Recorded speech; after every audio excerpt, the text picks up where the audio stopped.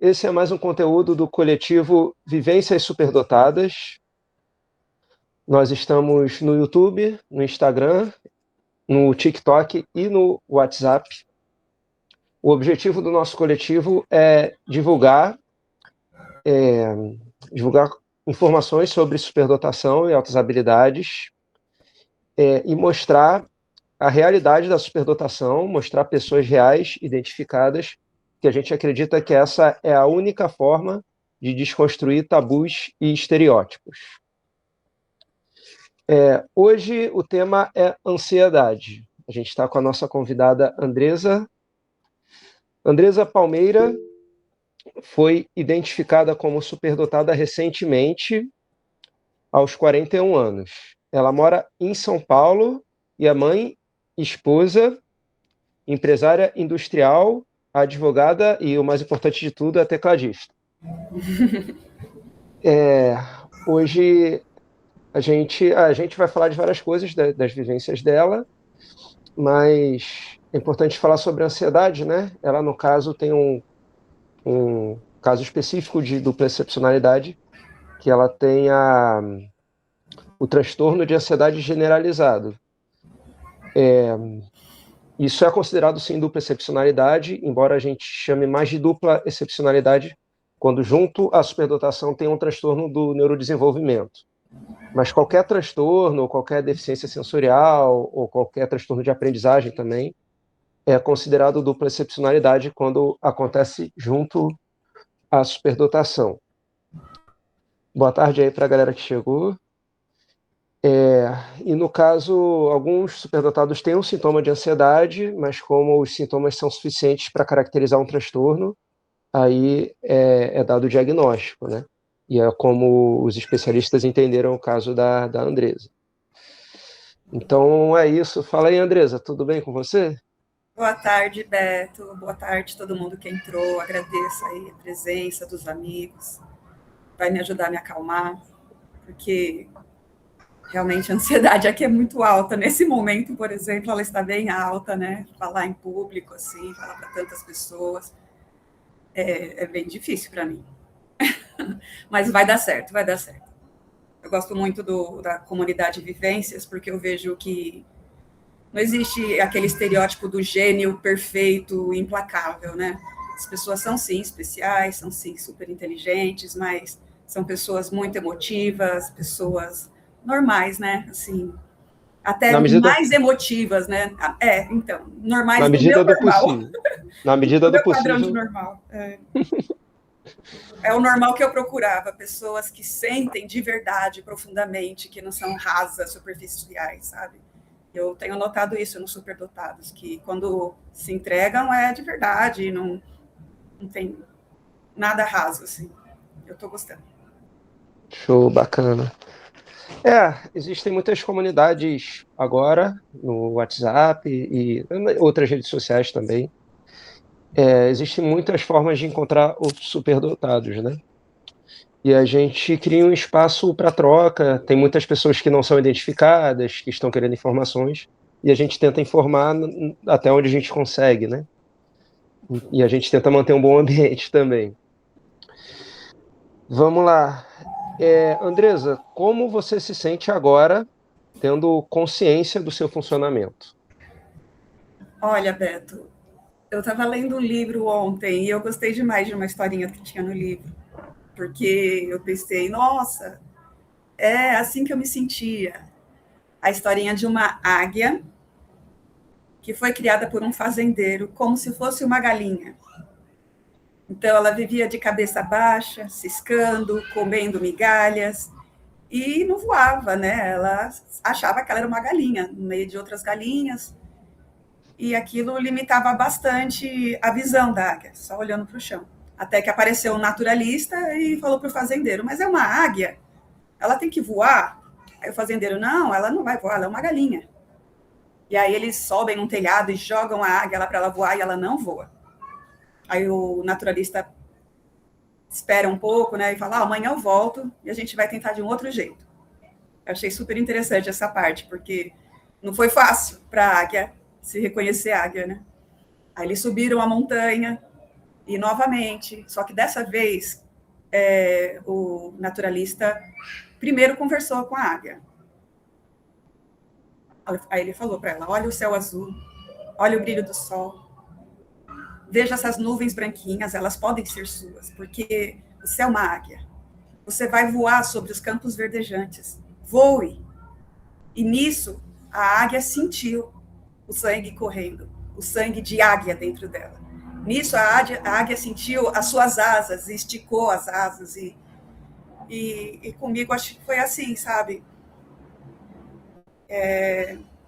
Essa sensação de que, não, eu não sou especial, não, eu só acertei, eu só dei sorte, eu só tô aqui porque eu não disse não, porque eu sou uma pessoa que gosta sempre de dizer sim, sabe? Inclusive, quando você me convidou para a live, eu até te disse, olha, eu digo sim, porque se eu não for é só por medo. Então, eu não aceito que o medo me impeça de evoluir, né? Então, aceitei. E é isso, eu tenho consciência do meu funcionamento, eu sinto que eu estou mais confiante, eu estou mais aliviada, eu não sou mais uma pessoa que só fica olhando para o chão, que agora eu estou olhando para cima, eu estou olhando para onde eu posso ir, agora eu tenho visão do horizonte, né? Não vou dizer que eu estou super ambiciosa, mas eu estou muito feliz, sabe, de saber que eu não estou limitada ao chão que eu estava ciscando, que estava me adoecendo. Então, esse meu autoconhecimento, assim, eu sinto que vai me levar para uma evolução. Eu estou evoluindo. E isso é muito importante para mim. Pô, legal, bem legal. Se eu não me engano, essa história vem de um conto africano, né? A águia. Em outro livro, mas pode contar aí. Não, sim, é exatamente essa história. Mas é que ela é popular em várias culturas, mas se eu não me engano, a origem vem de um conto africano. E é bem legal porque traz bem o masking, né, o masking da superdotação, né, da gente fingir ser outra coisa que a gente não é, ou acreditar ser outra coisa que a gente não é, né? É bem legal, né? É usado o símbolo da zebra, né? Como uma história da zebra que achava que era um cavalo diferente. De repente ela descobre que ela não é um cavalo, ela é uma zebra. Então, é um símbolo também bacana. Então, inclusive, eu acho que a águia é um dos símbolos utilizados para a superdotação, né? Além do guepardo, da zebra, do grey, etc. Ainda vou conhecer todos eles. Tem uns que são populares, não tem nada oficial, mas tem símbolos populares. Qual que foi o estopim para você buscar a avaliação neuropsicológica? O que fez assim, é agora, eu tenho que... Foi um conjunto de sintomas físicos, emocionais, que estavam acumulando e eu estava perdendo o controle. Nunca, em nenhum momento, eu achei que iria encontrar um diagnóstico de superdotação. O que eu vinha sentindo? Eu sempre tive dor de cabeça crônica, né? A vida toda, a dor de cabeça fez parte da minha vida. Só que ela estava mais forte, né? Ela estava virando já uma DTM, disfunção temporomandibular. Eu rangia muito forte os dentes, aí quebrava os dentes, então procurei dentistas, e aí fizeram aqueles aparelhinhos, aí mesmo de aparelhinho eu quebrava os dentes, procurei bucomaxilo, fiz uma cirurgia, porque já estava tudo desgastado, e meu rosto inchado. E a minha médica, GO, a médica geral das mulheres, ela falou, olha, esse sintoma aí é estresse, é psicológico, era bom você procurar uma terapia. Eu achei legal, só que não tive tempo, sabe? Porque terapia demanda tempo, né? A minha agenda não tinha tempo. Né? Até que depois veio um outro sintoma físico, inflamação intestinal. Era uma dor muito forte, bem incômoda, o dia inteiro aquela dor. E aí eu procurei um gastro, né? E aí ele falou, olha, é uma inflamaçãozinha no íleo, vamos tomar antibiótico, você melhora. Tomei 3 meses de antibiótico, Misacol, não melhorei, continuei com a dor. Aí ele, olha, então isso daí deve ser uma doença de Crohn, isso é grave, você tem que... Foi aí que eu comecei a fazer um tratamento, né, com ozônio. Deu certo, aliviou a dor. Só que ela voltava, né? O ozônio tratou a inflamação, mas não tratou a causa. Aí, novamente, a minha GO falou de novo, olha, Andresa, isso daí também é um sintoma de alguma doença psicológica, de um estresse. Procura aí uma terapeuta. Ela fez de novo lá o encaminhamento médico para eu ir para terapeuta. E, de novo, eu não fui. Fiquei com o encaminhamento guardado na bolsa um tempão. Na verdade, eu tentei. Só que nos convênios é muito difícil conseguir agendar uma consulta com um psiquiatra ou psicólogo. Eu ligava nas clínicas e ficava na fila de espera e ninguém me retornava, né? Então, eu tentei. Só não estava fácil. Não queria, não dava para tirar do bolso, porque, sabe, quem tem convênio quer usar o convênio. Aí não consegue usar o convênio, aí prefere. Eu não fazia ideia de que era tão grave, sabe, um problema psicológico, que podia fazer tanto mal para a saúde. Até que o problema, além de físico, se tornou emocional, assim. Eu estava num dia ruim, como eu sou empresária, uma das maiores dificuldades dos empresários, pequenos empresários brasileiros, é no dia dos pagamentos dos funcionários, conseguir pagar todo mundo. Eu estava nesse dia bem estressante, porque não estava fácil.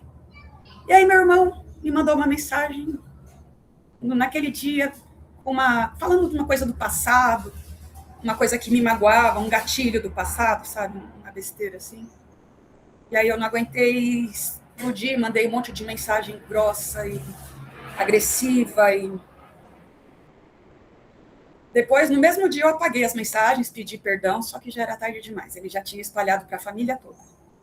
Isso causou uma rachadura no meu relacionamento com os meus irmãos. E isso doeu demais, demais, assim. Partiu meu coração. Ainda falar sobre isso ainda dói um pouco. Daí eu pensei, puxa, preciso urgente de uma terapeuta, porque agora não está só atacando o meu físico, o meu corpo, agora está atacando as minhas relações com as pessoas que eu amo, né? Eu estou ferindo as pessoas que eu amo. Deixa eu beber.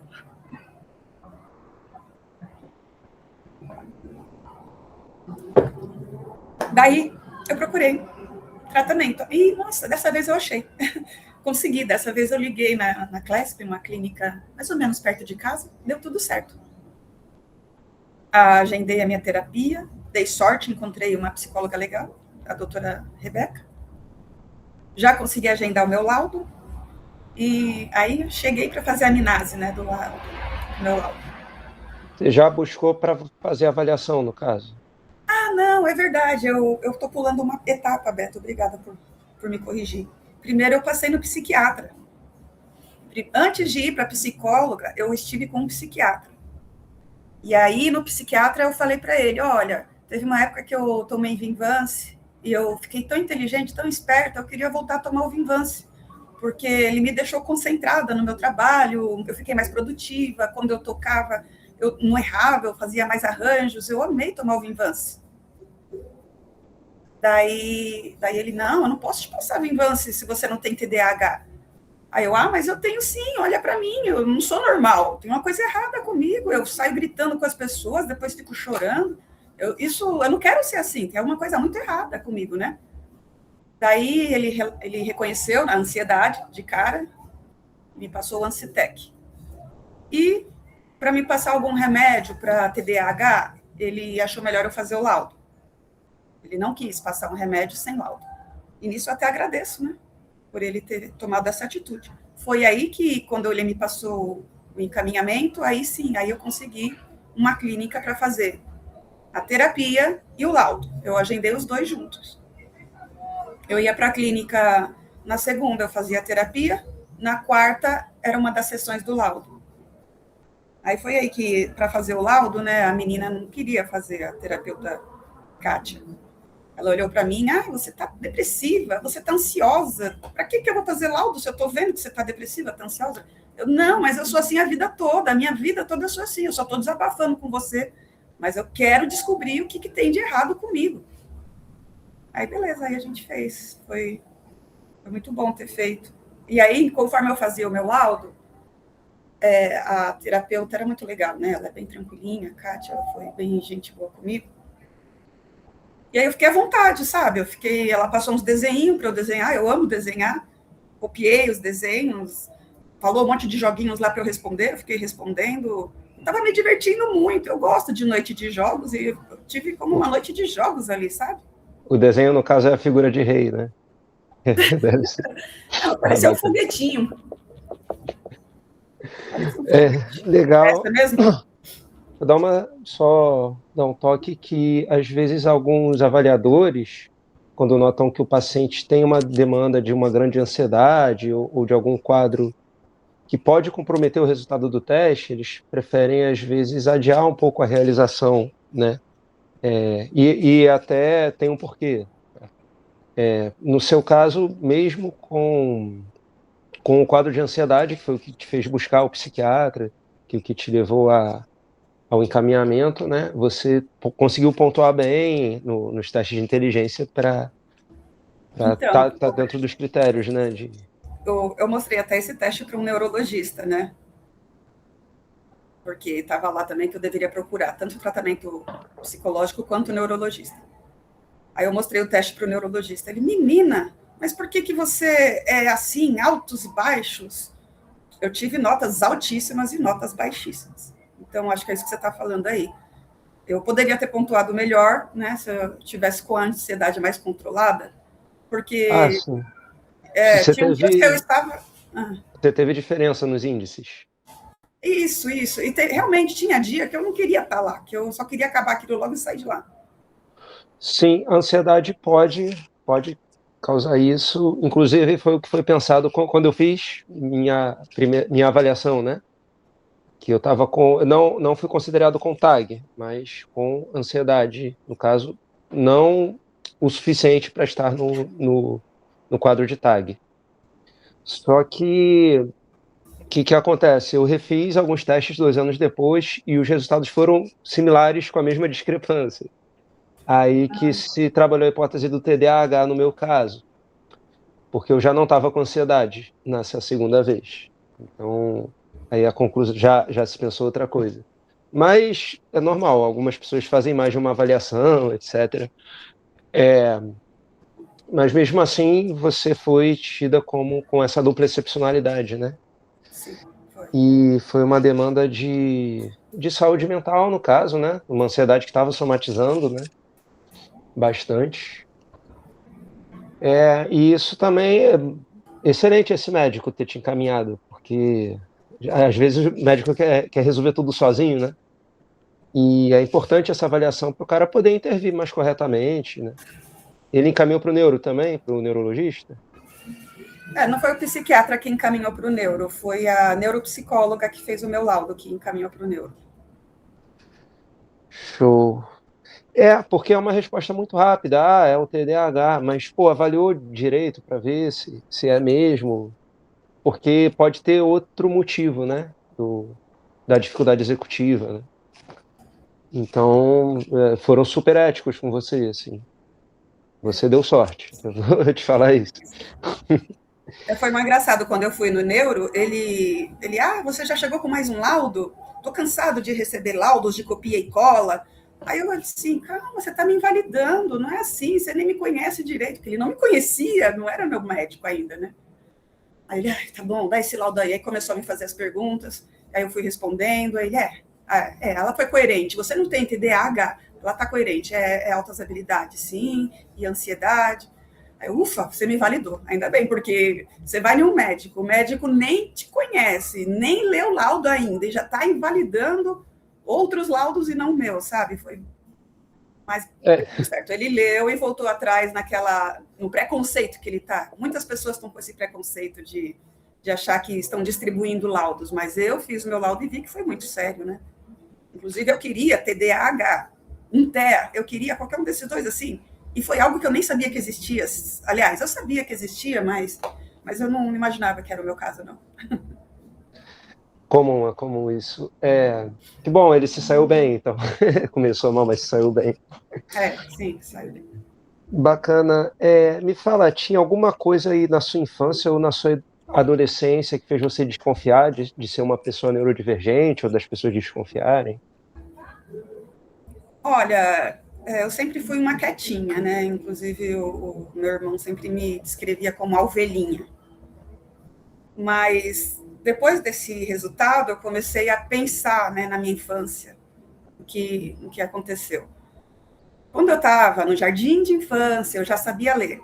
Aí minha mãe quis me matricular diretamente no primeiro ano. Aí eu fiz uma provinha, fui super bem e entrei um ano antes no primeiro ano, né? Pulei o prézinho. Então, acho que por aí já dá para ver que tinha alguma coisinha ali aparecendo. O problema é que... Isso, você sabe quantos anos? Eu comecei o primeiro ano em 91. 1991. Tá, tentando fazer as contas aqui. Você é de 85, 84? 84. Não foi? Tá, Fala tá. aí. Não, você devia ter então uns 6 ou 7 anos. Sim, com 6 anos eu entrei no Tá, primeiro ano. Eu tinha 6 anos. tá. As outras crianças tinham 7, eu tinha 6.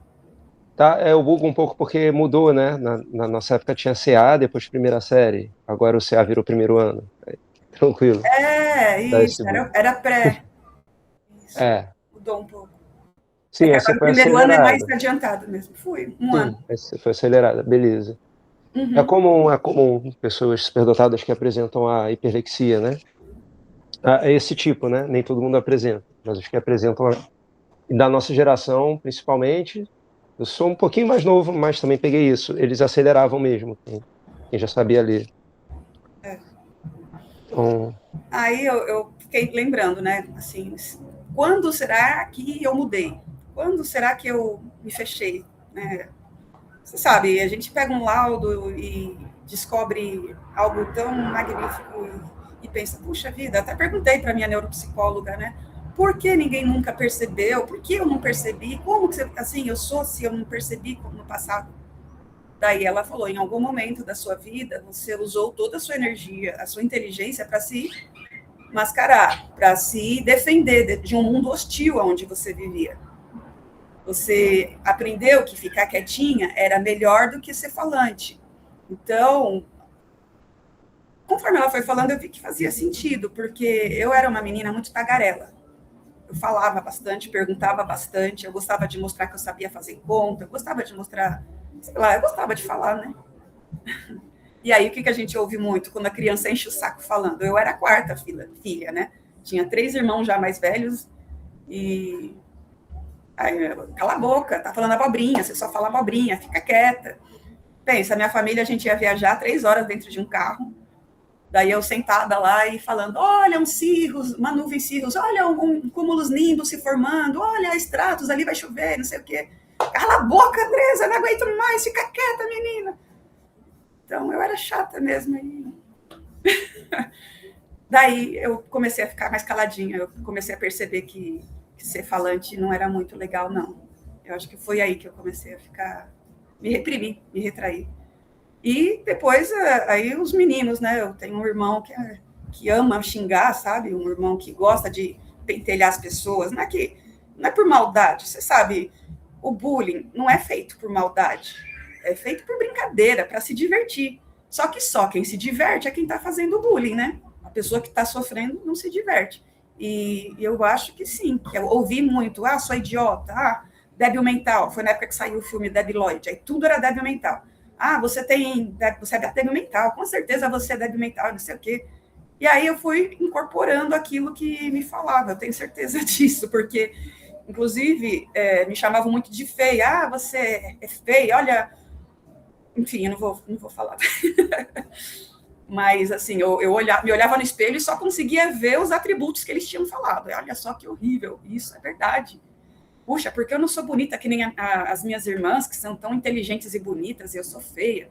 Inclusive, quem lê meu diário de quando eu era criança, vai ler essas coisas. Elas mesmas já pegaram e leram isso. Nossa, mas você falando isso? Por que você está falando isso?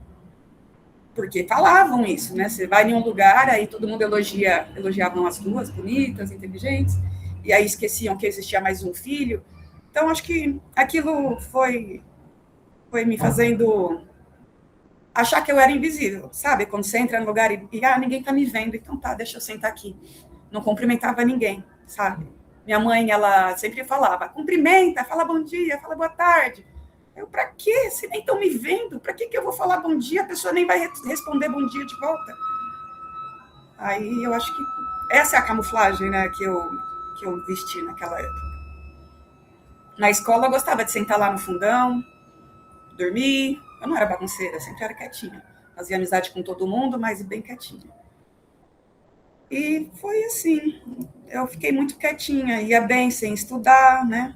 E quando a gente encontra a música, a gente se fecha no nosso mundo musical, né? Quando eu encontrei a música, era o dia inteiro lá no teclado, aprendendo alguma musiquinha nova e adeus o resto do mundo, né?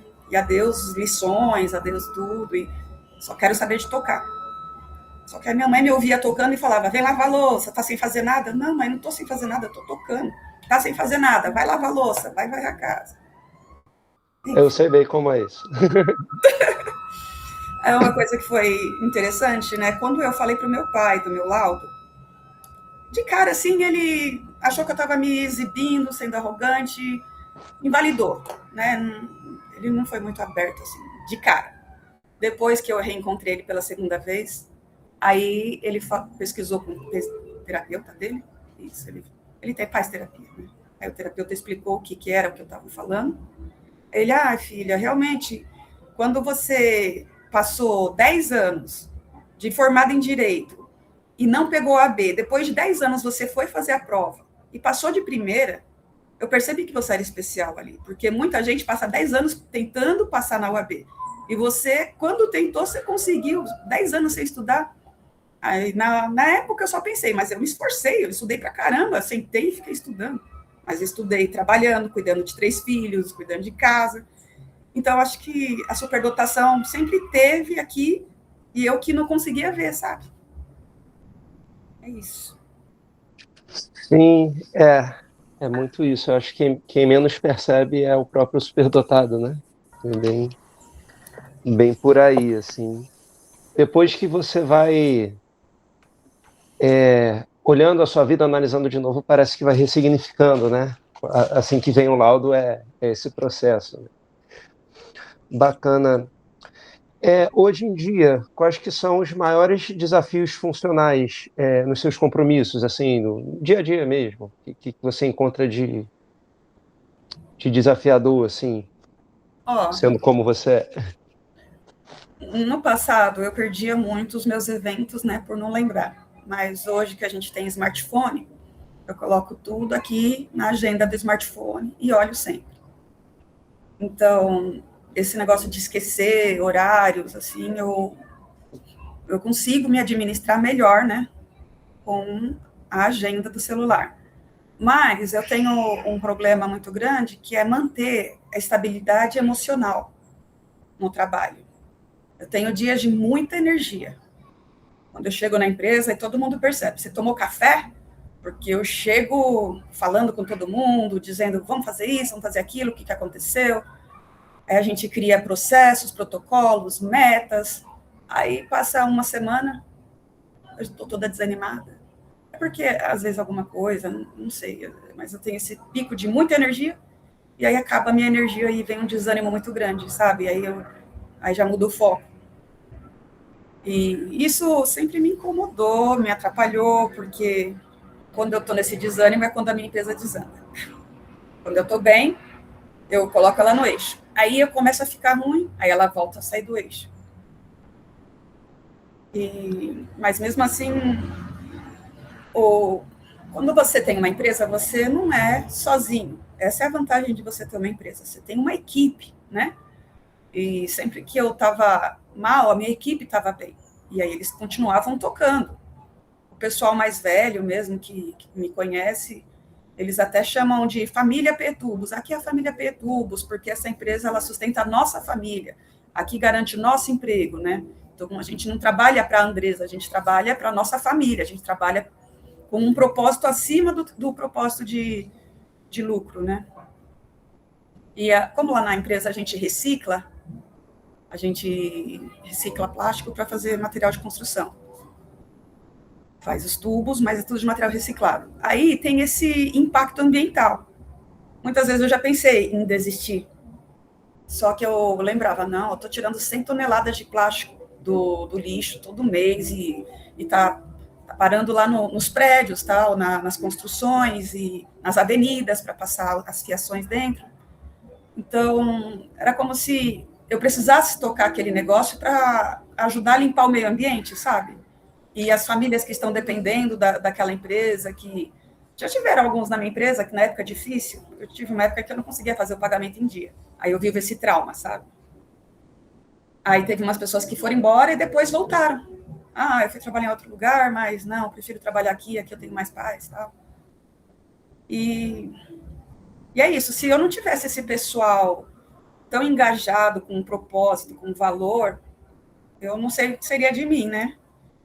Mas essa é a vantagem de você ter uma empresa e ter uma equipe engajada, sabe? É um ajudando o outro e vencendo. Pô, legal que a máquina continua funcionando. O que você falou, tipo, eu entendo agora por que você desconfiou do TDAH, porque realmente parece, né? Essa questão da motivação, essa questão do esquecimento de eventos, isso da bandeira, realmente. Aí realmente é importante fazer uma avaliação mais minuciosa para entender como é realmente esse funcionamento e tal, que você fez, né?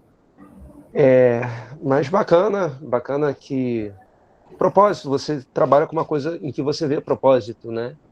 E as Isso. pessoas também veem, isso é bem legal, assim. Você consegue dar vazão à sua criatividade, no seu trabalho? Então, foi como você disse, agora que eu estou nessa jornada de autoconhecimento, eu percebo que sim. Mas antes eu achava que não, né? Porque a neuropsicóloga me explicou sobre a minha capacidade estratégica de resolver problemas novos, né? Da minha capacidade executiva. Aí eu fiquei bem surpresa, porque eu sempre duvidei se eu estava no local certo, se aquele era o meu lugar, sabe? Caramba, por que eu estou sentando na cadeira de dona da empresa, de diretora? Eu tinha que contratar um CEO, porque eu não posso. Eu sou aquelas pessoas que quando senta para fazer um serviço, por exemplo, pagar os funcionários, tem 30 salários para fazer. Eu erro 2, 3. Eu até comento com as meninas, gente, se eu fosse a minha patroa, eu me mandava embora. Porque toda vez eu erro. Mas, graças a Deus, a pessoa vai, devolve o dinheiro, ou vem cá e avisa, Andresa, você colocou 2 vezes aqui para mim. Como pode? Como pode a dona da empresa cometer esses erros? Mas aí a neuropsicóloga me fez enxergar. Olha, você pode não ser boa nisso, mas você é boa em outras coisas. E é muito boa, porque eu peguei uma empresa falida e tornei ela funcional. Não tornei ela ainda uma empresa de sucesso, mas ela é funcional, né?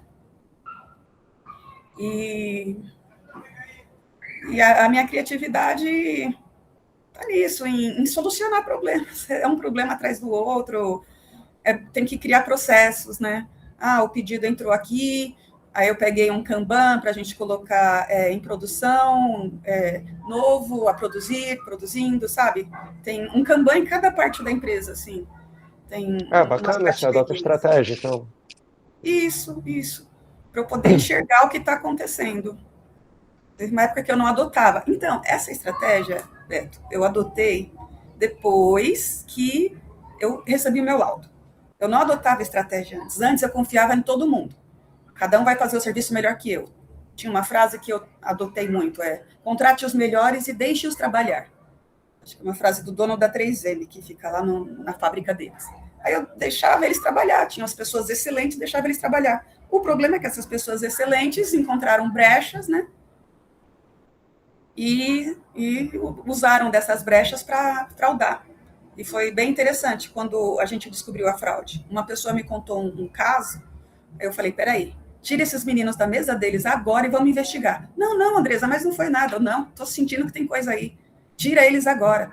Não, Andresa, não. Aí veio outra pessoa, Andresa, não faz isso. O Ministério do Trabalho vai baixar aqui na empresa se você fizer isso. Você está acusando eles injustamente. E eu estava com aquela certeza, não, eu tenho esse dom. A minha neuropsicóloga falou que eu tenho um dom de ver detalhes que vocês não veem. Eu não estou acusando eles. Eu estou pedindo, retire-os e vamos investigar. Não deixe eles mexerem em nada. Só que nisso deles ficarem discutindo comigo, ainda deu para eles mexerem um pouquinho no computador, apagar algumas coisas. Mas aí tirou os meninos e buscamos e encontramos que eles haviam aberto um CNPJ lá dentro para tirar nota fiscal dos meus produtos, assim. Era um roubo e não era uma coisa pequena. Mas, assim, tinha começado em novembro e eu descobri isso em fevereiro, 3 meses. Caramba. É uma quadrilha, então. É, uma quadrilha de 2. E eu, assim, ninguém desconfiava deles porque eles entraram com 16 anos na empresa. Nós criamos aqueles meninos.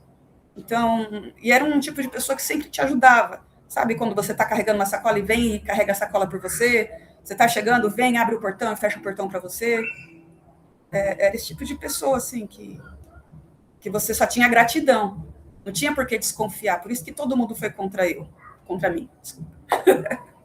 Caramba, pesado. Mas realmente, seu faro aí, seu instinto, te ajudou. Mas Doideira. foi essa confiança depois do laudo. Eu acho Eu que já se fosse ouvi, antes, eu não deixaria, não. já ouvi muita história de coisas assim em empresa, histórias pesadas até, assim, realmente acontece, assim.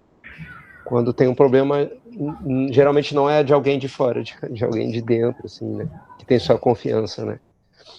A sua história do pagamento errado me lembrou uma situação que eu vivi com um estagiário que eu tinha que foi efetivado, tipo no primeiro ou segundo mês de salário, a chefe botou um 0 a mais para ele, aí ele recebeu 10 vezes o valor do... Aí ele me mandou uma mensagem zoando, aqui, cara, acordei rico. Foi muito engraçado. Aí ela até consertaram o problema, ele repassou, né? Mas Eu já não fiz sei. isso. Você já botou 10 vezes? Caralho, muito bom. Tipo, R$700 vai 7 mil pro cara. 7 mil, pô, beleza, né? Mas tudo bem. Uma dó depois. Eu até lembro que até falei, não, fica aí com uma parte, a gente desconta do adiantamento do 13º. Já tinha passado o meio do ano, já podia. Porque eu fiquei com uma dó. Assim, você vê aquele dinheiro todo e não tem nada para você. Eu falei, não, fica aí com a parte do seu 13º e devolve o restante. Tá? Oh, tá bom. Você sente que a ansiedade impacta a sua produtividade? Sim, bastante. Então, quando eu comecei na empresa, foi de forma positiva. Porque quando eu comecei, eu fazia tudo sozinha, né? E aquilo me ajudou bastante, né? Eu era encarregada de produção, eu fazia o PCP, eu fazia o financeiro, fazia compras, até banco eu fazia. E, tipo, eu fazia o que 4 diretores poderiam fazer, né? Então, naquela época, a minha ansiedade me ajudou, porque eu estava pilhada, né, no foco de fazer dar certo. Só que não foi durou. ansiedade. Não foi? Foi o quê? Explica aí. Não foi ansiedade patológica, né, no caso. Mas tem um ciclo do estresse, né? O problema do estresse é o estresse prolongado. No início do ciclo do estresse, você está mais produtivo, está respondendo mais, você está cheio de cortisol, cheio de adrenalina, então... Só que o problema é quando isso se prolonga. Aí que vem os problemas que você falou, da enxaqueca, o problema digestivo, porque esse cortisol começa a atacar seu organismo, né? Então, aí que fica realmente uma coisa patológica, né? Mas o estresse é bom, não é ruim. Tipo assim, para você correr uma prova, fazer uma prova de corrida, você precisa de estresse. Para você se concentrar numa apresentação musical, você precisa de estresse. Esse cortisol vai te fazer funcionar melhor. Mas você não dá para manter esse upgrade o tempo todo. O organismo vai sentir, né? No caso, é meio que assim. É isso que você falou. Quando eu estava tranquila, porque eu já tinha um engenheiro de produção trabalhando, uma pessoa no PCP e na qualidade, então eu estava mais tranquila. Aí eu comecei a sentir essas coisas. Para mim não fazia sentido. Não, mas o estresse já passou, a parte difícil já foi. É o que você falou agora, então. Só depois que eu senti o acúmulo, né, o resultado de tudo aquilo. Passou, mas você não virou a chave, você continuou, né? Nunca. Para você não acalmou, né? Não baixou. Vamos dizer assim, a ansiedade melhorou sua produtividade em alguns momentos, mas prejudicou sua saúde, né? Sim. Você chega a utilizar alguns recursos, algumas adaptações no trabalho, tipo adaptação de ambiente, adaptação de horário, para você conseguir lidar melhor, não ter sua saúde prejudicada? Sim, sim, eu precisei entrar um pouco mais tarde na empresa, sim. E aqueles dias que eu dirijo 1 hora para chegar até a empresa todo dia, de casa para lá. Então tem dias que eu sentia que eu não podia dirigir, que eu iria me colocar em risco. Então eu trabalhava home office, né? Foi necessário as adaptações, sim. É isso que eu até comento. Ainda bem que eu não posso me mandar embora, porque são muitas adaptações mesmo. Show. Você utiliza mais recursos além dessas adaptações, tipo dos tratamentos de saúde, você falou da terapia, né? Mas você precisa também de algo como uma medicação ou outras orientações e alguns hábitos diferentes, exercício físico, alguma coisa com essa finalidade? Sim, sim. Eu até sempre comento com as pessoas da importância de fazer atividade física, de produzir de forma natural, né, a dopamina, a serotonina. Então, o meu exercício físico, ele não é tranquilo. Eu faço exercício de alta intensidade, porque naqueles 2 primeiros minutos a gente tem a adrenalina, né, que faz o coração acelerar e a gente pensa em desistir, a respiração fica bem ofegante, mas aí não pode parar. Aí você continua de novo, 10 minutos, aí começa a vir a dopamina, a serotonina, né? Aí você continua, não pode parar ainda, meia hora. Depois de meia hora aí vem a endorfina, aí você já não sente mais dor, e é aí que eu tenho a sensação prazerosa mesmo do exercício, que, que até me vicia. Eu sou viciada hoje em exercício físico, todos os dias eu preciso fazer, mas é um vício que faz bem, né? É o único vício que eu tenho. Show. Mas você faz com orientação de profissional? Sim, o meu primeiro ano eu fiz, né? Os meus 2 primeiros anos eu fiz, e agora na academia tem uns profissionais lá, e eles me acompanham, né? Mas Bacana, eu tive personal mesmo, a personal trainer que me ajudava.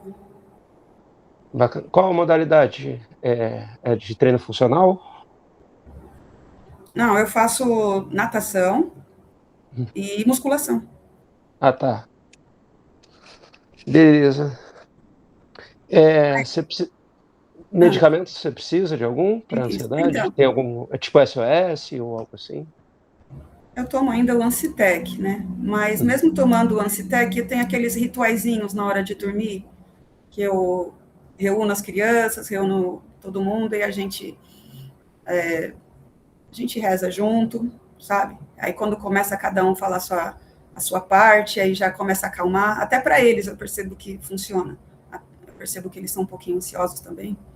Então, conforme a gente reza junto, em voz alta, tal, eles começam a abrir a boca, já começa a relaxar para dormir. Então, a gente tem que toda noite fazer isso. E aí eu leio um livro também. Ler livro também me ajuda a me acalmar.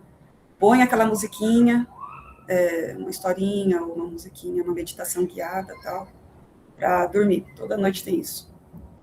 Senão não dorme. Mas aí funciona. Aí eu durmo bem. Pô, bacana. Legal, muito legal isso, principalmente para a família, né? Bem diferenciado, eu diria, assim. Hoje em dia que as coisas estão muito individualistas, né? Uma família que faz essa reunião à noite, pô, bem legal.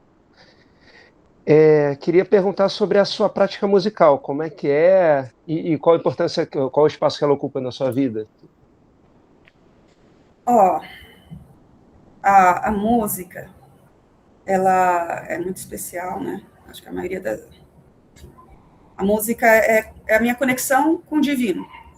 Eu uso a música para desabafar, eu uso a música para agradecer, eu uso a música para me inspirar e a confiar, sabe?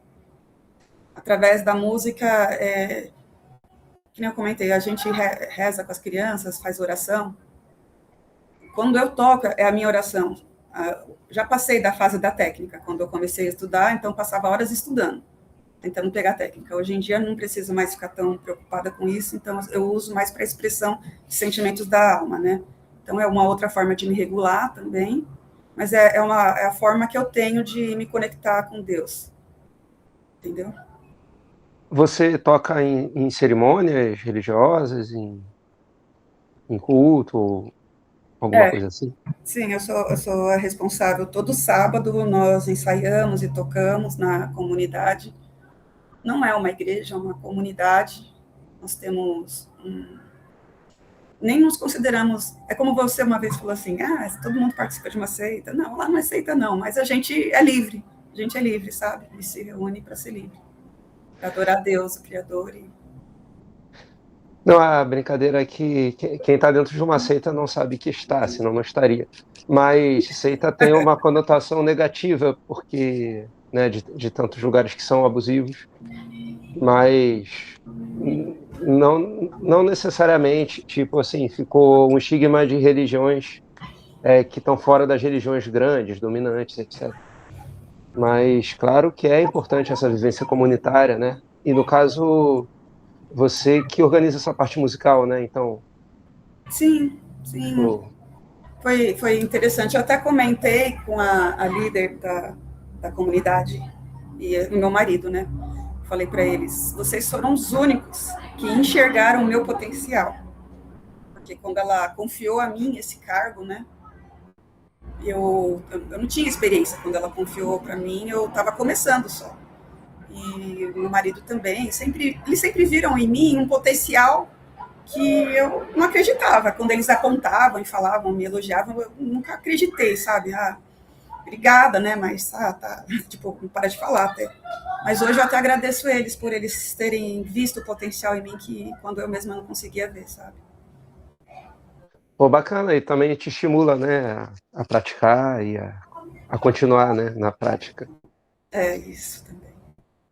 Eu vejo que o desenvolvimento musical acontece ao longo de tempo assim, anos, mas anos mantendo a prática, né, mantendo o engajamento, e é uma coisa que se prolonga na sua vida, né, também. Sim, eu passo para as minhas filhas também. Eu tentei passar para meu filho, mas meu filho, eu não tive muito tempo com ele. Eu trabalhava, fazia faculdade. Mas para as minhas meninas eu consegui ensinar e elas tocam também. Não muito ainda, estão aprendendo. Ela tem que se dedicar mais na técnica, mas estão aprendendo. Show. É, então você falou dos exercícios físicos, né, e da música, que são coisas que trazem um bem-estar, uma saúde e tal.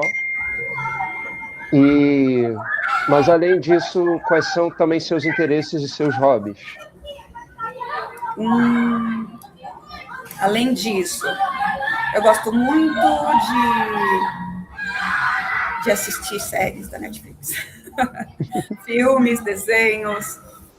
Eu, assim, nesse lado de cultura pop, sabe? Eu gosto muito dessas coisas que as pessoas chamam de bobas, Marvel, Disney, eu gosto dessas coisas.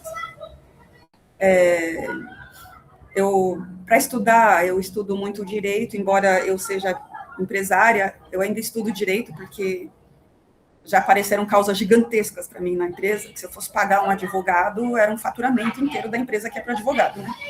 Então, eu continuo estudando direito e estudo também gestão estratégica de negócios, já fiz MBA lá da USP, para aprender a tocar o meu negócio. Estou sempre estudando, sempre procurando alguma coisa. Mas como hobby, natação. Todo ano a gente faz maratonas aquáticas no mar, é muito legal. Ah, que legal. Um dia eu quero ir no Rei e Rainha do Mar, aí no Rio de Janeiro. Por enquanto eu só vou no Circuito Mares aqui de São Paulo, no Poliano Kimoto. Pô, bacana. É que Legal, bem, se eu não é bem tiver, engajado. se eu não tiver um objetivo final, se eu não colocar uma meta, eu não vou treinar. Por exemplo, eu nadava, mas aí nadava, fazia o quê? Não fazia nem 1 quilômetro numa aula. Aí eu coloquei essa meta de ir para uma maratona, então eu tenho que treinar para a maratona. Aí isso me motiva a não faltar nos treinos, sabe? Eu estipulo uma meta, a minha meta é participar da maratona no mar. Se eu não treinar para o mar, eu vou morrer lá. Então, exagerei, mas tem que treinar, né, para ir nadar no mar. Aí me motiva, É, entendeu? As competições organizadas têm salva-vidas de bombeiros acompanhando. Mas Tem. realmente é uma estratégia também para manter a motivação, né? Você estabelecer meta não deixa de ser uma estratégia compensatória, né? Você vê que são, como é que eu vou te dizer? As estratégias às vezes são feitas de maneira inconsciente. Às vezes você adota depois que você percebe. Ah, isso é uma estratégia. Então, de maneira autônoma, eu encontrei um jeito de lidar com a minha dificuldade, sabe?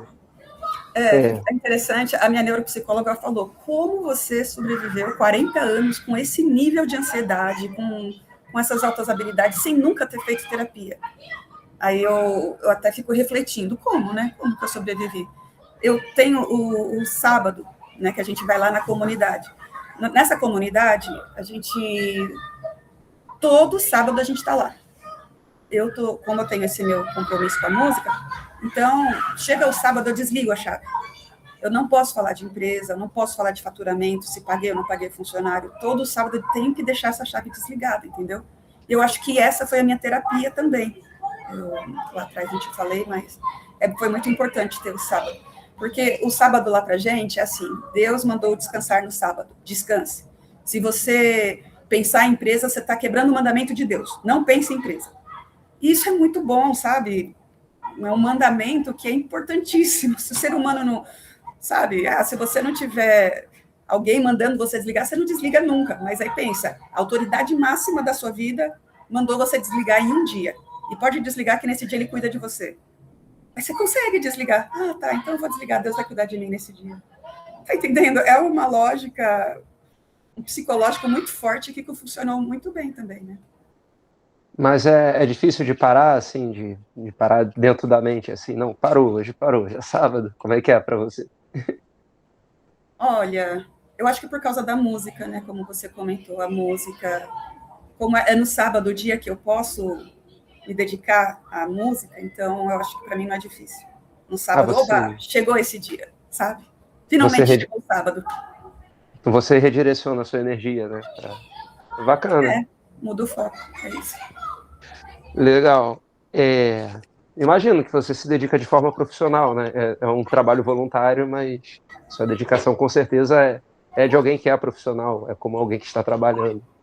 Mas você nem sente, né? É natural. Não, é muito. Inclusive, é um trabalho voluntário que eu faço questão de manter, sabe? Não que eu vou assim, alguém pega, por favor, não. Deixa que eu cuido aqui, vem me ajudar. Quem quiser, entra junto, vamos junto ajudar. Nessa intenção. Bacana. Agora você compreende melhor como é o seu funcionamento. Você teve esse feedback, você entende muita coisa passa a fazer sentido. Então, assim, olhando daqui para frente, o que você gostaria de manter? Ah, isso aqui continua. E o que você gostaria de mudar? Ah, isso aqui não, isso aqui vai ter que ser de outro jeito. Como é que tá isso? Olha, eu vou falar primeiro o que eu gostaria de mudar. Agora eu sei o impacto que o ambiente tem no meu humor, assim, na minha autoestima, né? Agora eu reconheço que pessoas negativas, pessoas que estão sempre falando do passado e de coisas ruins, sabe? Sabe aqui no São Paulo tem a TV Record, que se você liga, começa a sair sangue da televisão. Esse tipo de coisa, assim, eu não posso, eu não aguento. Quando eu vejo alguém sofrer, eu sinto muito aquele sofrimento da pessoa, é como se fosse, drena toda a minha energia. Então, ambientes negativos ou coisas pesadas que eu não vou poder ajudar em nada, que não tem o que eu possa fazer, eu prefiro evitar, sabe? Então, e o que eu quero manter? Eu quero manter as pessoas, a terapia, eu preciso manter, eu gosto muito de fazer a minha terapia. Eu faço a terapia a TCC, Terapia Cognitivo Comportamental. E ela tem me ajudado bastante a criar métodos e estratégias, tanto para o meu dia a dia quanto para a minha empresa, né? Eu preciso manter o meu humor mais estável, procurar controlar mais os meus sentimentos, para respeitar as pessoas à minha volta, né? Não quero mais explodir com ninguém. E E aquilo, eu vou fazer na minha vida aquela análise SWOT, onde você vai ver quais são as minhas fraquezas, quais são as minhas ameaças, e vou manter só as minhas forças e oportunidades. Todo dia avaliar isso daqui faz bem, sabe? E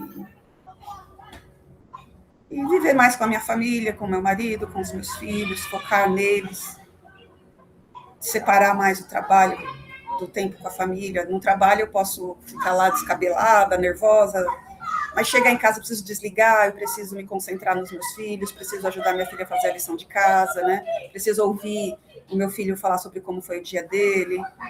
Então, é isso. Agora que eu compreendo como é o meu funcionamento, eu vou fugir de tudo que drenava a minha energia para poder conseguir direcionar a minha energia para as pessoas que importam mesmo na minha vida. Porque antes eu não sabia disso. Antes eu ficava tentando consertar as pessoas, sabe? Eu vi alguém com um problema, ai, vai, fala mais, que eu vou te ajudar. Faz isso, faz aquilo. Eu queria solucionar problemas, sabe? Eu puxava problemas. E agora não, agora eu não quero mais puxar problemas, eu preciso da minha energia para administrar a minha casa. Então, é isso que eu vou procurar focar. Show. Tem no livro que a gente está lendo, né, no Clube de Leitura, tem uma afirmação que algumas pessoas trazem, né, que quando você faz essa identificação e descobre como é seu funcionamento, é como se você fizesse 10 anos de terapia em um ano, né? Você diria que que é algo por aí? Sim, sim. Eu recomendei para todo mundo que eu conheço, que eu vejo que tem algum probleminha, algum estresse crônico, eu estou recomendando, façam seu laudo, porque, você se conhece. Não, você não se conhece totalmente. Você acha, né? Às vezes você vive dentro de um mapa mental que alguém estipulou para você. Você pode ser uma galinha, ou uma águia que está ciscando como uma galinha, só porque você... o superdotado tem esse neurônio espelho, né? Que espelha o ambiente. Então, você acaba achando que você vai ser semelhante às pessoas que estão à sua volta, e você não sabe quem é você, na verdade. Você não sabe. Um laudo neuropsicológico vem e te diz, olha, você tem essas forças, tem essas fraquezas, tem essa habilidade, tem essas dificuldades. Então, eu recomendo para todo mundo que faça um laudo neuropsicológico. Quando eu fiz, o convênio pagou. Eu falei para o médico, eu estou ficando burra, não estou mais me lembrando das coisas. Por causa desses erros que eu cometia, sabe? Nas minhas fraquezas, eu tenho fraquezas. E eu enfatizei muito as minhas fraquezas. Daí o convênio cobriu, porque se tivesse algum problema neurológico aí, cognitivo, né? Alguma perda, então o convênio cobriu. Eu até dou essa dica aí, quem tem convênio e não consegue, pelo convênio laudo, tem que saber o CID correto, né? Pedir pelo CID certo. Não pode ser com foco de ver se eu tenho as altas habilidades. Tem que ter uma perda aí, mostrar a perda que você está tendo. Caramba. Mas que bom que você conseguiu pelo convênio, né? Porque é difícil. Legal, realmente a gente tende a mimetizar, a gente precisa se adaptar ao ambiente, né? Às vezes não é o mais adequado e a gente mascara, atua, faz todo tipo de coisa. E quando a gente já está há muitos anos funcionando assim, né? De repente a gente tem autorização, né? Não, você pode ser você mesmo, né? Aí, tipo, assusta, né? Como assim? Eu tentei falar no ambiente onde eu cresci, eu tentei explicar do laudo e tal, mas a reação deles me mostrou o que a neuropsicóloga me falou, sabe? Tipo, não, você não é, os laudos de hoje em dia não valem de nada. Tipo, ela é uma profissional. Você não é um profissional. Você me deu o diagnóstico de débil mental. Tipo assim. Então, eu até tive que me afastar um pouco, até eles se tocarem que aquela atitude defensiva, sabe? De regredir no passado, de ficar lembrando pequenas controvérsias, aquilo estava me fazendo mal. Então, estou esperando um novo ar, assim, quando tiver um ar que vá me progredir, que vá me fazer evoluir, aí a gente vai junto de novo. Tranquilo. Bacana. Você está num momento bem afirmativo, pelo que me parece, está lidando. Eu sei que existem desafios grandes ainda, mas Eu sinto você num bom caminho, assim, pelo que eu estou ouvindo. Assim. Que bom. Ainda estou no caminho, né? Mas que bom. Obrigada. Pessoal que está participando, que está assistindo, agora a gente vai abrir para vocês poderem interagir também, perguntar, comentar. Quem quiser aqui dar alguma palavra, Quer falar, Jéssica, Rebeca? Juliano, Rebeca, quiser abrir o vídeo.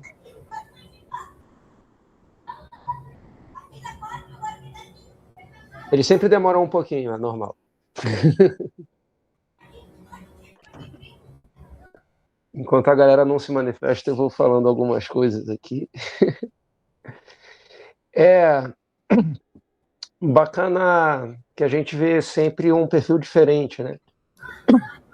Você não é a primeira empresária que eu entrevisto, mas sua vivência é bem diferente, tanto no aspecto familiar e tal.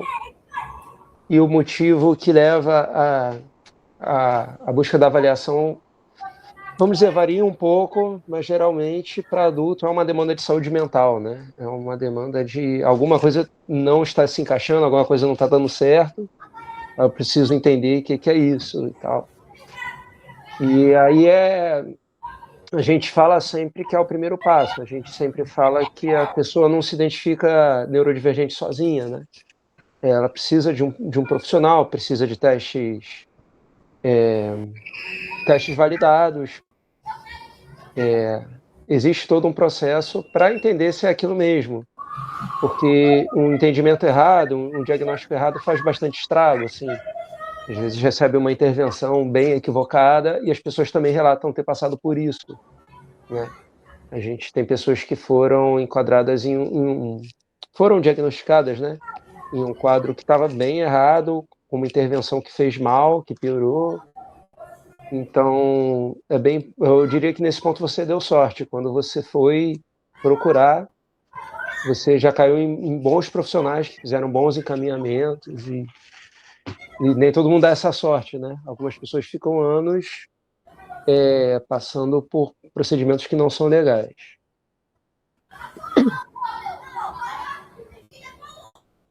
Show, a Rebeca deu uma mensagem aqui. Ela é a minha terapeuta, minha psicóloga. A terapeuta não, ela é a psicóloga. Terapeuta, né? Show. Eu vou dar uma lida aqui. Ela falou que ainda não está em casa, que infelizmente não vai conseguir abrir para falar agora. Mas que ela viu sua mensagem, né? Falando da reunião aqui, da live. E ela entrou para prestigiar um pouco e ela fica feliz com as evoluções que você tem feito. Evoluções pessoais e profissionais. Aí ela coloca aqui, sabemos o quanto ter passado pela avaliação explicou o seu funcionamento e como temos conseguido avançar a partir daí. Uma honra te acompanhar. Oh, Bacana. Obrigada, Rebeca. Bem bacana. E aí o pessoal do grupo que entrou? Ninguém vai falar nada? Jéssica, Márcio... O Felipe eu não conhecia, não. Felipe já chegou. Ah, tá. Felipe já acompanhou algumas lives aqui.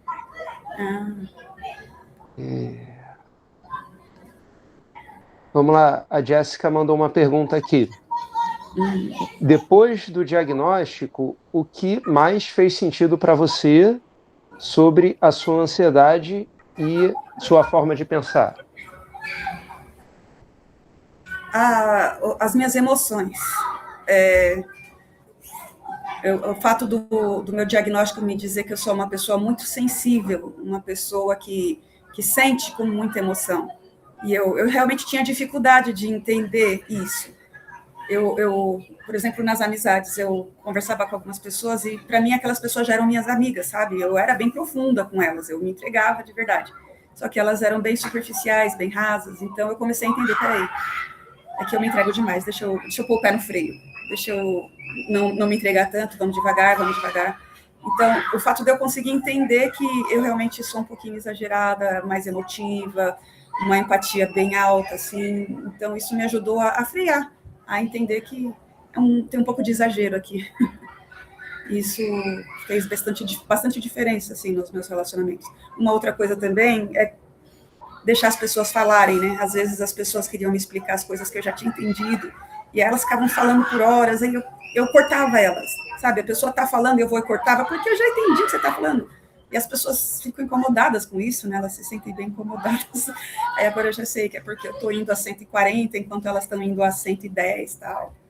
Então eu também tento reduzir aí, frear. Então o meu relacionamento com as pessoas neurotípicas tá melhor.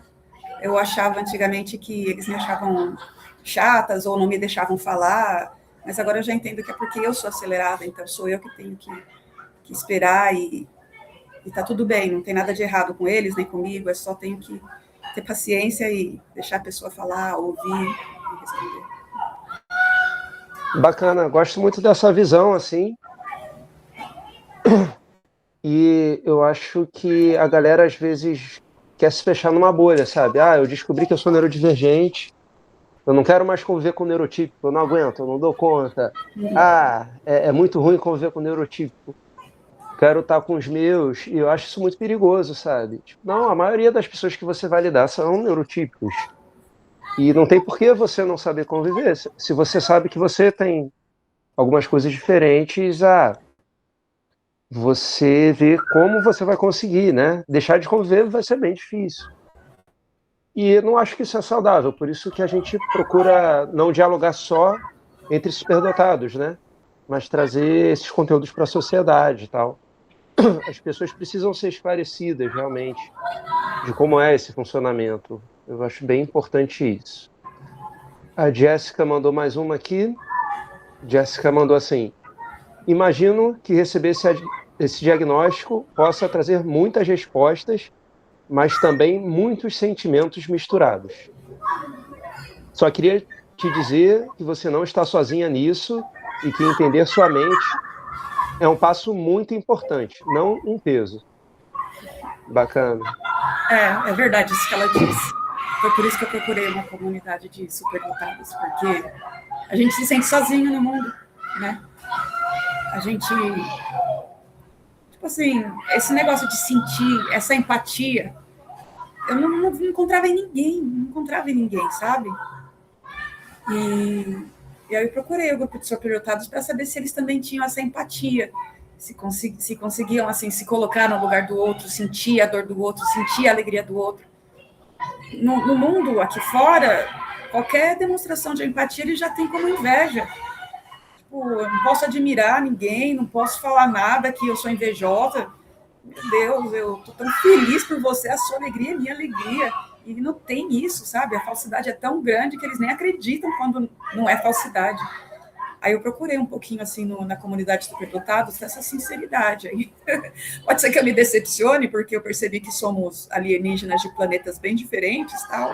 Mas eu tô gostando de conhecer neurodivergentes como eu. Boa, é bom quando a gente consegue fazer uma rede de apoio, né? Eu me inspiro muito nos alcoólicos anônimos, né? Quem melhor para entender um bebum que outro bebum? Mas, enfim, é legal quando a gente consegue fazer essa rede, realmente, às vezes a gente fracassa, às vezes a gente não consegue acolher. E a ideia do Vivências nem era exatamente essa, né? Mas acabou funcionando assim pela dinâmica entre as pessoas, não é algo que os organizadores conseguem controlar, né? Mas é bacana, mas é legal ser isso. É uma rede de apoio, é um espaço de troca ali, mas não é algo para você se fechar ali, né? Tem pessoas que, pelas dificuldades de interação, acabam meio que interagindo um pouco fora das comunidades, sabe? Ou fora da internet. Isso é complicado. Deixa eu ver aqui algumas mensagens que chegaram. Vamos lá. Do Márcio, falou, perguntou para mim, né? Você tem dicas para quem tem bom convívio ou relacionamentos com neurotípicos? Cara, quanto melhor você se entender, você vai ter melhores relacionamentos. Quanto mais bem resolvido você for com você mesmo, sabe, você vai depender menos do outro. Então, Se você depende, sei lá, um exemplo, se o outro dizer o que você está fazendo tá bom, aí você tá muito refém, entendeu? Você tem que entender. E quando a gente tem a identificação, a gente sabe, o meu funcionamento é assim. Então, como ela falou, minha intensidade emocional vai ser maior. Aí também a minha autocrítica vai ser maior. Aí você começa a se questionar: será que realmente eu preciso lidar com isso dessa forma? Ou será que os outros estão lidando da mesma forma que eu? Aí quando você começa a fazer esses questionamentos, você deixa de ter alguns problemas. Você começa a respeitar mais alguns limites, entendeu? E levar as coisas menos a ferro e fogo, entender também a perspectiva do outro. Acho que é por aí. É autoconhecimento, mas autoconhecimento mais amplo, entendeu? É tanto entender seu funcionamento, mas entender como ele acontece no dia a dia. Pô, aqui eu exagerei, aqui eu meio que estiquei muito a corda. Pô, como é que eu faço agora? Saca? É por aí. Deixa eu ver aqui mais mensagens do Juliano. Quais os seus planos para o seu desenvolvimento pessoal e profissional, visto que agora está se descobrindo novamente? Boa pergunta, excelente pergunta. Vai me fazer refletir. Obrigada pela pergunta. Quais os meus planos profissional? Vou pensar nesse assunto, tá? Assim, de cara é a empresa. Eu preciso levantar novamente a empresa, porque esse ano que eu fiquei doente foi cruel. Os meninos fizeram a festa e muitas coisas ruins aconteceram. Então, de cara é a empresa. De cara, a Rebeca, né, vai me ajudar com os protocolos, aí eu vou colocar mais protocolos e quem puder me ajudar aí, tiver dicas, eu preciso controlar minha produção, sabe? Então, vou focar bastante nisso, eu preciso estudar isso.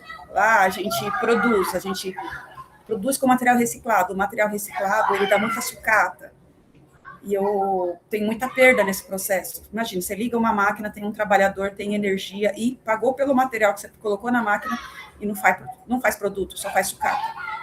Então, eu preciso resolver uns problemas na empresa e que antigamente eu transferia para terceiros essa responsabilidade. Eu pensava assim, tem gente mais capacitada para lidar com isso. E agora eu vou junto com eles, não vou deixar eles sozinhos, não. Vou vestir a camisa sabe, parar de fugir das encrencas que eu andei fugindo ultimamente e caminhar junto com eles. Faz sentido? Faz muito, bacana.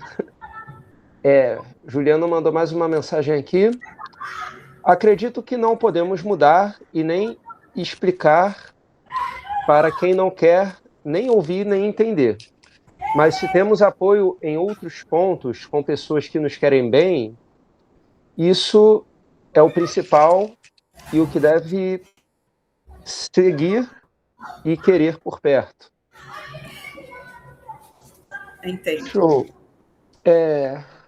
Sim, é todo um processo. Eu vou te dizer que às vezes as pessoas não fazem por mal, entendeu?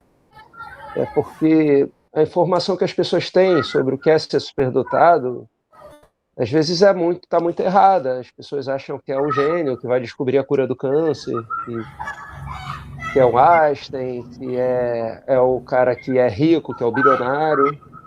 E qual é a informação de verdade? É que, vamos dizer, pelos estatística da OMS, vamos botar assim, 1 a cada 20 pessoas é superdotada, segundo a OMS. Então, a maioria das pessoas e não sabe, né? Tá, vou perguntar aqui para ela. Então, é algo que está aí, que as pessoas estão aí vivendo de alguma forma, e algumas aproveitando bem seu potencial, outras estão tendo alguns problemas, mas nem todo mundo está preparado ainda. É por isso que a gente faz esse projeto, para a gente tentar trazer um pouco de informação. Como é a realidade das pessoas? É o que as pessoas estão dizendo.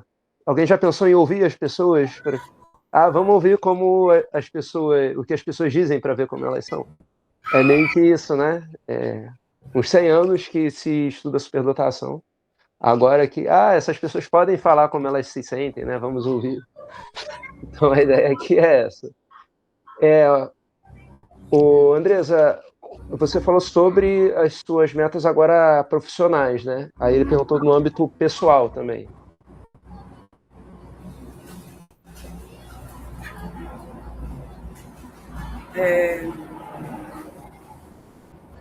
Foi o que eu disse lá naquela resposta, né? Eu vou focar nos ambientes que me fazem bem, fugir de ambientes que me fazem mal, sim. Eu vou evitar lugares onde se fala de coisas que eu sei que são gatilhos para mim, que vão me drenar a minha energia, que podem me deixar uma semana inteira para baixo, porque eu sei que eu sinto muito, né? Então, se uma pessoa me fala uma coisa que vai me deixar muito triste, eu sei que aquilo pode me prejudicar a semana inteira, vai me render uma semana inteira de tristeza. Então, eu vou evitar esses lugares, sim. E espero que as pessoas aprendam que perto de mim não podem falar muitas coisas assim, porque muitas coisas no passado, muitas coisas no meu passado hoje me trazem gatilhos para poder querer me esconder. Eu estou percebendo essas coisas e preciso ressignificar esses sentimentos aí. Pô, legal, legal. Uma pergunta aqui da Rebeca, é uma pergunta difícil de responder, eu confesso, mas vamos lá. Qual é o maior mito sobre pessoas superdotadas que você gostaria de desconstruir? O maior mito?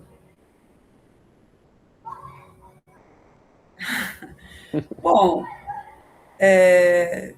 o meu próprio, né, a minha própria opinião. Eu achava que o superdotado, eles teriam que ser gênios, assim, excelentes.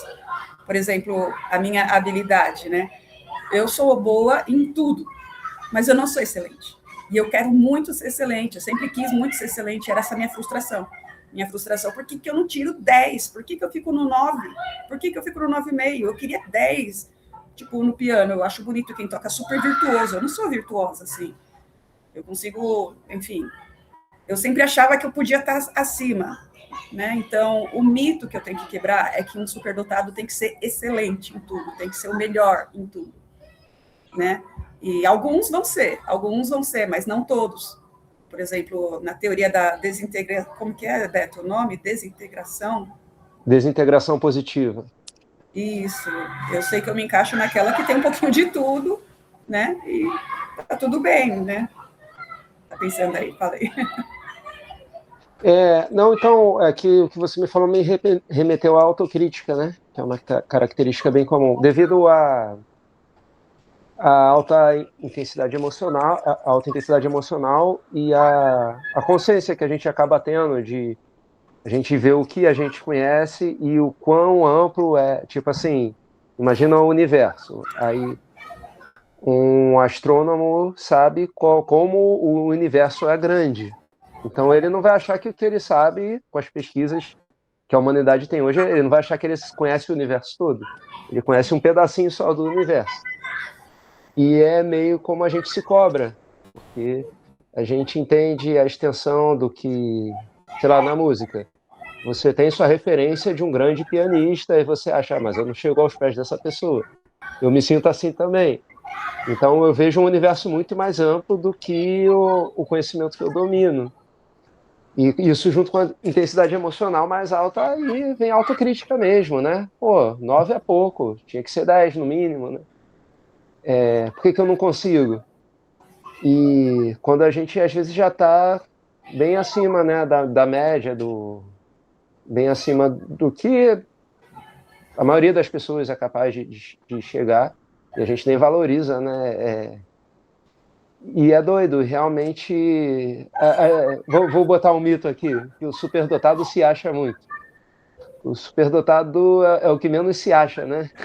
Ah, é verdade. Porque a gente sabe, pô, mas isso que eu tô fazendo não é nada, só vai impressionar quem não entende, né? Eu sei muito como é esse sentimento.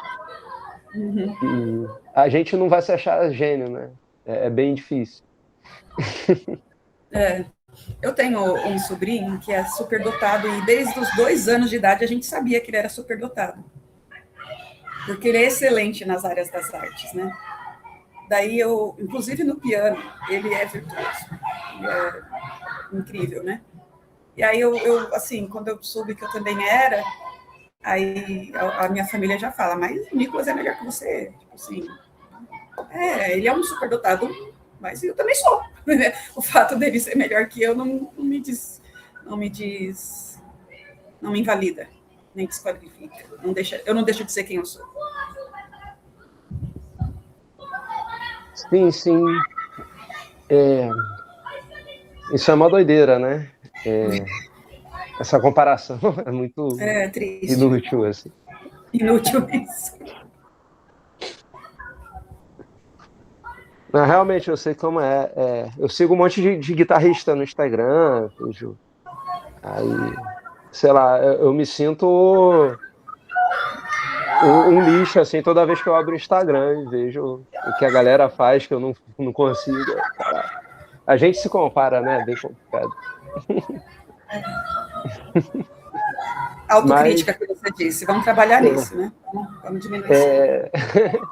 mas assim, é importante a gente aprender a valorizar o que a gente faz, assim, é um aprendizado, né? Sim. O meu laudo me ajudou a me valorizar também, porque eu não via nada de legal em tudo que eu fiz, sabe? Eu só achava que eu estava caindo de paraquedas em todos os lugares e aí o meu laudo me fez ver que não, você não caiu de paraquedas, você tinha capacidade, você tem, então desenvolva, não fique se sentindo uma impostora onde você está, né? O laudo está me ajudando nisso. Show. Luciano mandou uma mensagem aqui. Sim, visto que quem é superdotado em matemática, tem superdotado em matemática, tem a memória em outros, cada um tem sua superdotação. Isso não diminui em nada. Realmente, tem algumas áreas do conhecimento que são mais valorizadas, mas a superdotação, na verdade, é um potencial para aprender mais rápido, né? Então, pode ser qualquer coisa mesmo. No caso, a Andresa é uma nadadora que compete, é uma musicista ativa, toca uma empresa, atua, né, como advogada, quando necessário. Então, vai ter várias atividades, né, ao mesmo tempo. Show, obrigado. E legal que a gente está conseguindo, o Juliano falou, a importância do apoio de outros superdotados, que a comunidade tem feito diferença na vida dos superdotados. Pô, eu fico feliz, assim, não é coisa que está no nosso controle realmente, mas que bom que a gente está com esse clima das pessoas se apoiando, né? Deu algum trabalho em algum momento, a gente tem que mediar conflitos que aconteceram, e hoje a gente tem esse clima de apoio, né? Mas tem muita comunidade que é complicada, tá? Que as pessoas não se apoiam realmente, que as pessoas mais competem do que se apoiam. Então, só avisando isso que eu já conheci, já vi algumas coisas que não eram nada legais. Que bom que a gente está conseguindo, né, pelas pessoas que estão, né? Tá conseguindo manter um clima bom, assim. Show. Gente, a gente tem um tempo legal de conteúdo já. A chamada não caiu, a gravação tá ok, pelo que eu acho aqui. Mais alguma pergunta ou colocação aqui? Posso me encaminhar para o encerramento? Bom, enquanto vocês pensam, show. Enquanto vocês pensam aí, eu vou falar, galera que assistir a gente pelo YouTube, por favor, sigam a gente está no Instagram também, Vivências Superdotadas também, e está no TikTok, para quem usa TikTok. É importante esse apoio, principalmente no Instagram, para a gente poder fazer live por lá também. A gente precisa de mais 550 inscritos. Vamos chegar lá. Seguidores, né, no caso. Mais uma pergunta aqui. Para mim? A convidada é a Andresa, gente. Vamos lá. Qual filosofia de vida você segue? No caso, Alberto. Cara, eu misturo um monte de coisas. Eu não sei, eu gosto de tanta coisa. Eu gosto de budismo, taoísmo, hinduísmo, algumas coisas da filosofia ocidental. Eu gosto do estoicismo. Eu não sei te responder. Você, Andresa, tem alguma preferência? Eu prefiro não falar. Mas, sei lá, eu Eu vejo falei coisa. muita coisa, né? Mas essa daí eu não vou falar, não. Tá bom. Eu vejo coisa legal em muitas tradições diferentes, assim, sulfismo. Mas, enfim, é isso. Andresa, pode dar seu recado final aí para a galera. Aqui, parabéns, Andresa. A live foi ótima. Aí a Jéssica pede desculpa por não aparecer, porque ela se confundiu no horário. Tivemos esse probleminha hoje. Então, seu recado final aí para a galera, Andresa. Diga aí. Bem, meu recado final é: vamos desmistificar o superdotado. O superdotado tem os gênios, tem os que não são gênios, que são bons naquilo que puderam fazer, que estão se esforçando para dar o seu melhor, né? E não se cobrem tanto, porque você não conseguiu uma, duas, três vezes, continua tentando, não tenha medo, não desista. Se você está vivo, se você tem saúde, continua tentando, muda de estratégia, muda de método, mas não desiste, porque geralmente quem já errou muitas vezes tem menos chances de errar no futuro, já sabe o caminho errado, né? Você vai acabar achando o caminho certo. Então, vamos todo mundo continuar a nadar sem desistir, tá? Show, profundo. É, é incrível quando a gente entra nas comunidades e vê que tem muitas pessoas passando por sofrimento, né? Não sei se você percebeu isso também. Ah, eu entrei em sofrimento, porque eu É, estava me sentindo sem apoio, sozinha. E é como você disse, tinha comunidade que não queria dar apoio, né? Mas aí lá nos Vivências eu encontrei pessoas como a Jéssica mesmo, que mãe de 3 filhos e acabou de descobrir a superdotação. Encontrei pessoas semelhantes, né? A Heloísa, que não está aqui hoje, mas ela também é mãe de 3 filhos e descobriu a superdotação depois de 60 anos. E aí a gente acaba aliviando o peso que a gente carrega, né? Porque, assim, se no nosso ambiente não tem ninguém com quem você consegue dividir esse peso, dividir essa dor, aí lá na comunidade dos superdotados a gente acaba dividindo um pouquinho, um dá apoio para o outro. Quando se trata do nosso próprio problema, a gente não consegue resolver, né? A gente trava. Aí quando a gente joga assim na comunidade dos superdotados, tem um monte de gente que adora resolver problemas e fica falando coisas boas ali, que realmente ajudam bastante. show, legal. E muitos problemas que você tem, outras pessoas também já passaram ou estão passando, né? Sim, e não é nada tão difícil, né? Não é um bicho de 7 cabeças que você não vai conseguir superar. Né? Show. Então, galera, é isso. A gente fica por aqui. Até as próximas aí e a gente continua fazendo conteúdo e interagindo. Valeu, até mais.